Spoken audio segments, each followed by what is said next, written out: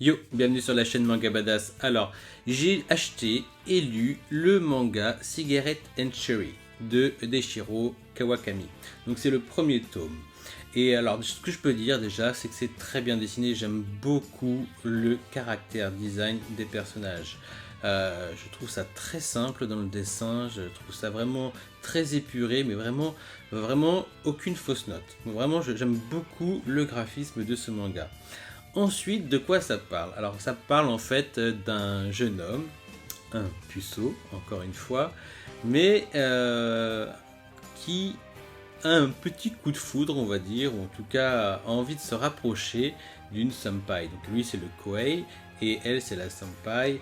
Donc ils sont dans la même fac, et elle apprend sa pause cigarette, et lui, il la retrouve à chaque fois à sa pause cigarette. Donc petit à petit, il essaye des approches tout aussi farfelues. On se retrouverait presque un petit peu dans le pastiche de Video Girl Eye avec Yota qui lit des magazines pour pouvoir savoir, pour savoir comment draguer. Donc il est un peu comme ça, très maladroit, très mauvais dragueur. Il a une bonne petite bouille et la fille est très jolie. Mais voilà, il utilise des moyens qui sont attendrissants mais assez ridicules. Il fait des détours, mais petit à petit, elle en trouve des portes et il commence à y avoir un lien entre les deux. Et ce qui est vraiment pas mal. Donc au début on est vraiment sur un peu comme un gag manga, donc des petites histoires comme ça qui s'effilochent, avec en plus une petite parenthèse à chaque fois, une petite histoire bonus d'une page. Donc c'est vraiment très bien fait, vraiment c'est un manga que je trouve très bien construit.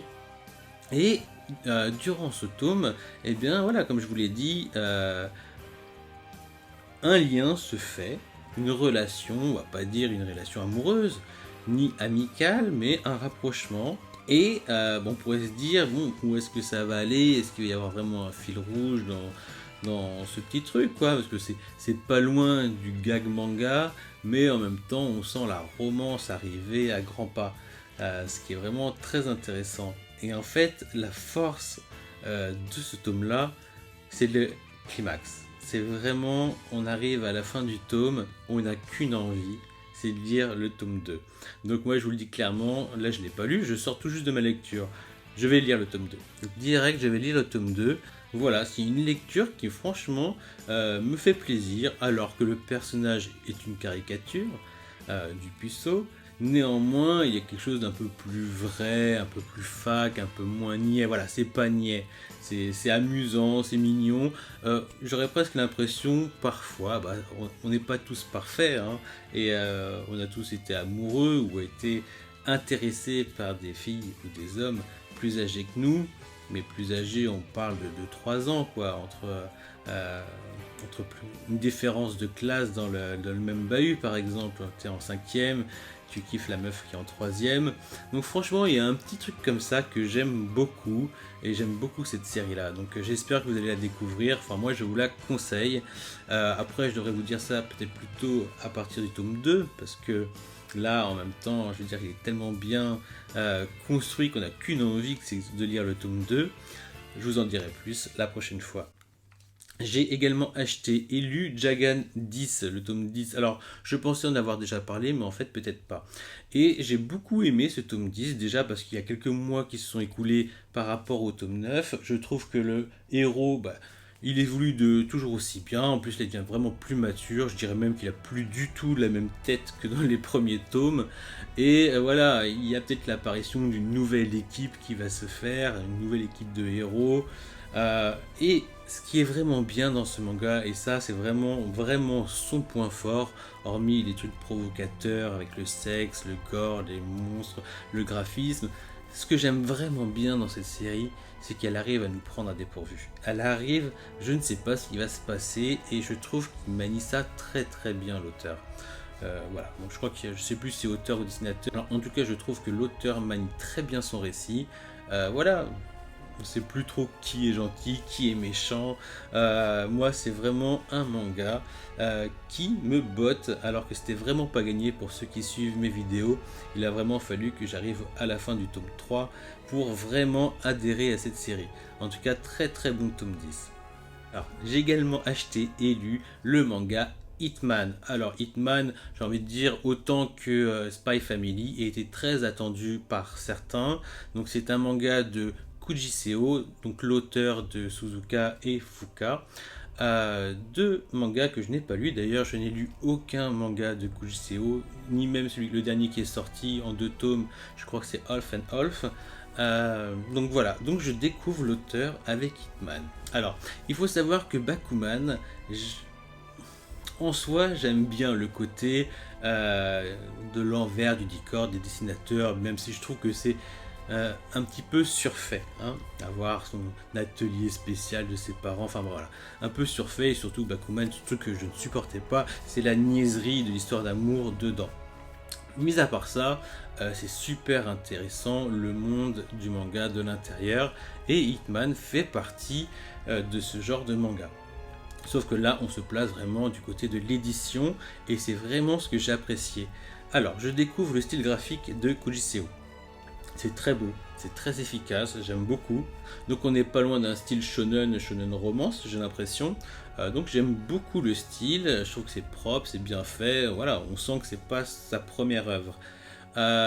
J'ai quand même un petit bémol, autant j'aime beaucoup le traitement fait de l'édition, surtout qu'on voit des titres qui nous rappellent vraiment à la réalité.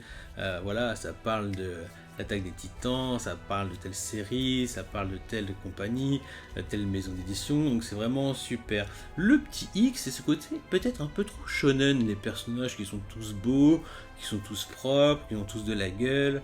En fait, je crois, et c'est vraiment dommage pour Kuji Seo, que donc j'aime beaucoup le style en soi, je trouve que c'est trop shonen. En fait, voilà, je trouve que c'est trop shonen. Ça me dérange un petit peu que dans ce milieu de l'édition, on voit le héros qui commence à gueuler, ouais, gna, enfin, de cette manière un peu exclamative qu'ils aiment bien faire dans les shonen. Donc, à la voir qui porte, alors que quand on connaît un petit peu le milieu japonais, voilà, un peu plus de courbettes, on n'ose pas la voir, enfin voilà, plein de choses comme ça. Et en fait, je me dis que cette série aurait été tellement bien, tellement géniale en CNN. Voilà, c'est le seul truc qui m'a vraiment dérangé dans cette série, car j'ai bien accroché, j'ai bien aimé ma lecture. Voilà, on ne demande pas un truc forcément avec de l'action tout le temps dans les shonen. Je vois pas forcément non plus une romance à venir, mais bon, on sait jamais vu le style. Mais vraiment, voilà, c'est ça mon regret, c'est que j'aurais bien voulu des personnages un peu plus âgés, ne serait-ce que dans le lieu de travail de la maison d'édition. Il peut y avoir des jeunes, hein, mais vraiment quelque chose d'un peu plus seinen, ça aurait été vraiment une série, mais ultra bien, ultra intéressante. Donc j'ai profité de ce que j'ai hâte de lire le tome 2 de Hitman. On va prendre ce qu'on nous donne, hein, un bon shonen sur le monde de l'édition. Voilà, donc je conseille évidemment la lecture de ce manga, qui, à mon goût, me plaît beaucoup plus que Bakuman. J'ai également acheté le manga Iruma, l'école des démons. Alors, c'est pas son premier manga, me semble-t-il. Par contre, je n'ai pas lu ce que le manga. Je sais pas si c'est une mangaka ou un mangaka. Bon, j'ai pas travaillé la vidéo avant de la faire. Néanmoins, voilà, on parle d'un shonen un peu gag manga. Je dirais pas gag totalement manga, parce qu'il y a un petit fil rouge quand même. Donc moi j'ai pas mal aimé, mais vraiment pas mal aimé du tout. De plus, graphiquement c'est très sympa. Il y a quand même sérieusement des grands airs de Eishel 21. Alors je sais pas si c'est s'il a été ou si elle a été, je sais pas, je dis peut-être des conneries. S'il a été, on va dire il ou Samu, ça fait garçon. Hein. Bon, je ne sais pas s'il était assistant de Yusuke Murata. En tout cas, dans le caractère design, il y a énormément de ressemblances avec ceux de Murata. Donc on retrouve des caractères design de Eishel 21 et si on pousse plus loin, évidemment, de One Punch Man. Mais voilà, on est vraiment dans du manga humoristique et a priori comme ça, on pourrait croire que ça prend la direction d'un Rosario plus vampire. Voilà, un humain qui atterrit dans le monde des monstres qui va révéler des qualités. Sauf que là, on est vraiment dans le quiproquo, il n'y a pas de ecchi qui sert à rien, on est vraiment ni de romance en soi, on est vraiment dans un truc bien plus fun. Bien plus fun, et franchement, je me suis laissé prendre. Alors, c'est que du quiproquo, un humain super faible sans pouvoir dans un monde de démons qui va révéler qui va se jouer de l'adversité, qui va avoir...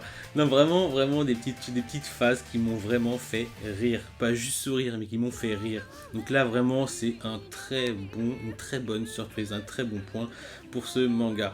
Que je lirai certainement la suite, d'autant plus ce qui est super intéressant, c'est qu'ils vont suivre, ils vont sortir les tomes mois par mois, c'est-à-dire que le tome 2 c'est le mois prochain, le tome 3 également.